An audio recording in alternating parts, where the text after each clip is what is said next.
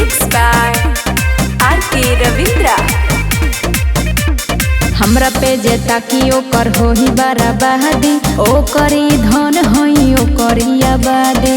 चलिले हमो हमार ऐसन चालबा, तबे न तोहरा पे गलत दालबा। बोलियो खाई बोलियो ना रे। हमरा पे जे ताकी ओकर होही बराबादी, ओकरी धन होई ओकरी आबादी। चलिले हमो हमार ऐसन चालबा, तबे न तोहरा पे गलत दालबा। बुझला। आज होई सब पार भले होई कितनो मार तनी देखे दाए को नाजरी। ओहो हई चमार जी के आगे अच्छा।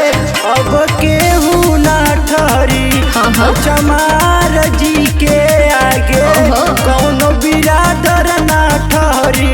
और ना ठहरी ए रानी। सही में का? बिरादर ना ठहरी।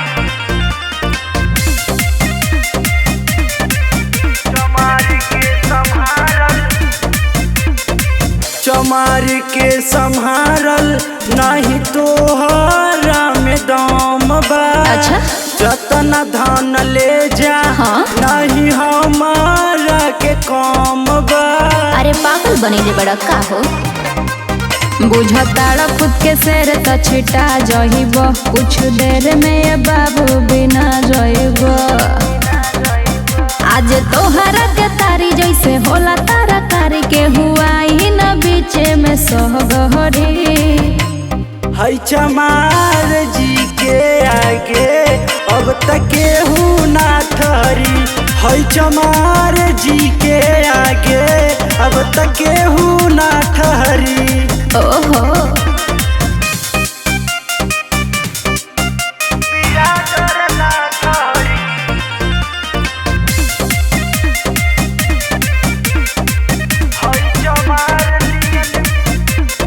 हई चमार नियन बिरादर हाँ। कतही नहीं मिली हो।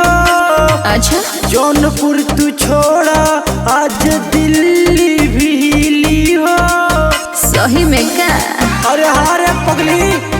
हई सब वीर दूर काहे पीछे भागता। हई चमार जी के चोट गतर गतर लागता।